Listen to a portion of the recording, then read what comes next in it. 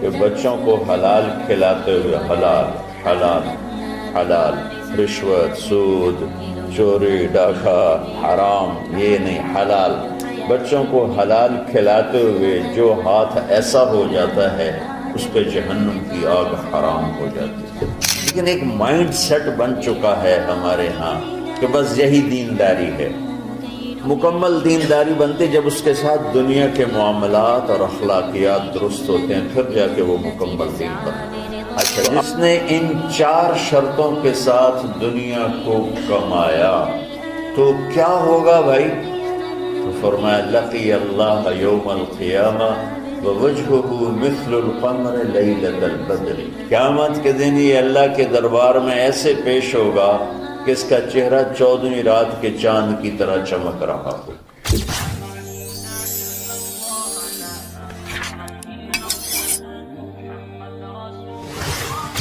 من طلب الدنیا حلالا، جس نے دنیا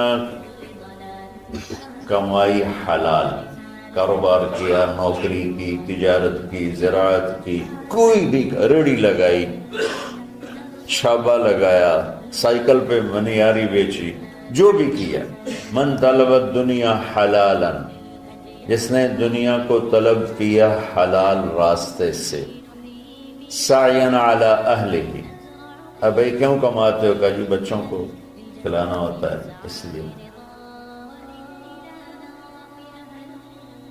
تعطفا علی جارہ، کیوں کماتے ہو؟ کہا جی کچھ اللہ کے غریب بندے ہوتے ہیں ان پر خرچ کرتا ہوں۔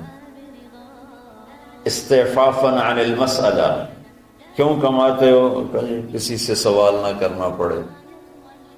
تو 4 باتیں میرے نبی فرما رہے ہیں، رزق حلال کمایا، بچوں پر خرچ کرنے کے لیے کمایا، غریبوں پر خرچ کرنے کے لیے کمایا، اور سوال سے بچنے کے لیے کمایا۔ اس میں کوئی نماز، روزہ، حج، زکوٰۃ، تہجد، تبلیغ، جہاد کا کوئی ذکر ہے نہیں۔ اچھا، جس نے ان 4 شرطوں کے ساتھ دنیا کو کمایا تو کیا ہوگا بھائی؟ تو فرمایا لقی اللہ یوم القیامہ ووجہہ مثل القمر لیلۃ البدر، قیامت کے دن یہ اللہ کے دربار میں ایسے پیش ہوگا کہ اس کا چہرہ 14ویں رات کے چاند کی طرح چمک رہا ہو۔ اللہ نے ہمیں ایسا دین عطا فرمایا۔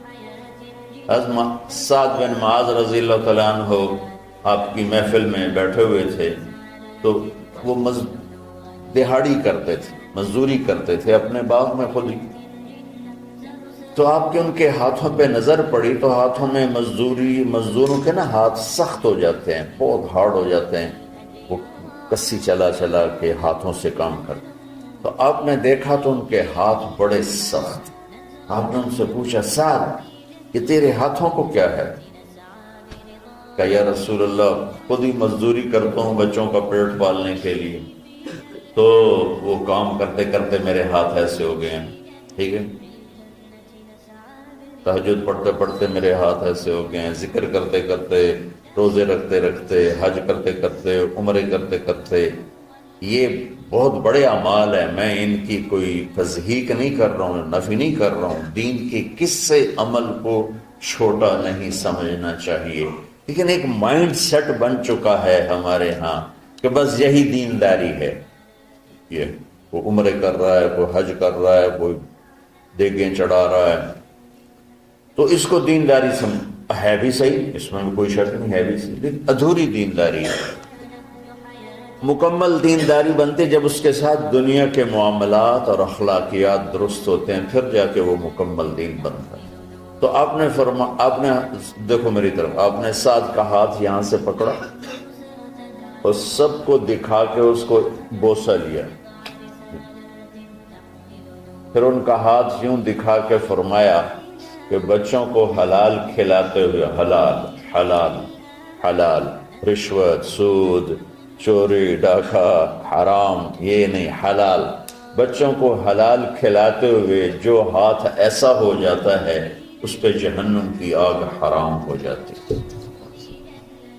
وَكَذَلِكَ جَعَلْنَاكُمْ بولو،